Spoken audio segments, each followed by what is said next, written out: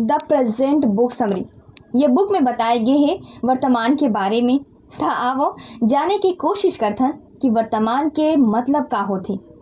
वर्तमान के मतलब होथे उपहार। लेखक ह बताए गए हैं कि वर्तमान के का महत्व होथे और एकर उपयोग कैसे हमन अपन डेली लाइफ में कर सकत हन। एक व्यक्ति रही से जो अपन वर्तमान से भागत रही से, ओकर काम करियर सब अस्त व्यस्त हो गई से और यही वजह से वो परेशान और चिड़चिड़ा भी हो गई से। पास्ट के बारे में सोच के दुखी हो जात रही से और फ्यूचर के बारे में सोच के और ज़्यादा परेशान हो जात रही से। कभी कभी तो इतना दुखी हो जात रही से कि आगे का हो ही ये सोच के और ज़्यादा दुखी हो जात रही सब। ओकर ज़िंदगी में कुछ भी अच्छा नहीं हो पात रही से। तभी ओकर नज़र पड़ोस के रहने वाला एक बूढ़ा व्यक्ति में पड़थे।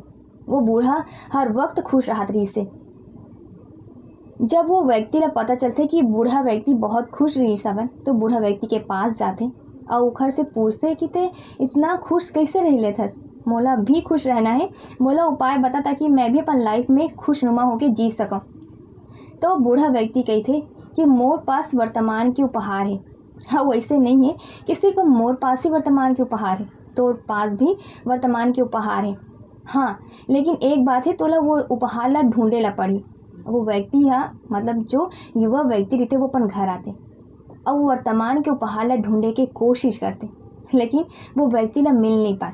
जब वो ला नहीं मिले तब वो युवा व्यक्ति फिर बूढ़ा व्यक्ति के पास आते और बोलते कि मैं तो ढूंढे के कोशिश करें लेकिन मैं समझ नहीं पा। तब बूढ़ा व्यक्ति बोलते कि वर्तमान मतलब होते समय के पूरा उपयोग, जे पल में रहना है, ये पल के हिसाब से जो भी सही हो वो काम ला करना है।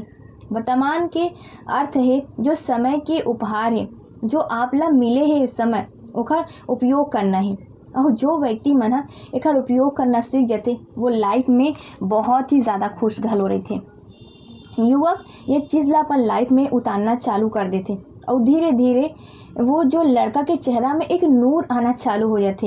हाँ, वो चिड़चिड़ापन भी बहुत कम हो जाते और जब वो अपन जॉब में अपन ज़िंदगी में एनर्जेटिक महसूस करना भी शुरू कर देते। लेकिन जब भी कोई मुश्किल आते ना तो लड़का फिर से उदास हो जाते। तो वो व्यक्ति फिर जाते बूढ़ा व्यक्ति के पास पूछे के लिए कि जब कोई मुसीबत आते तब मैं काबर परेशान हो जाता।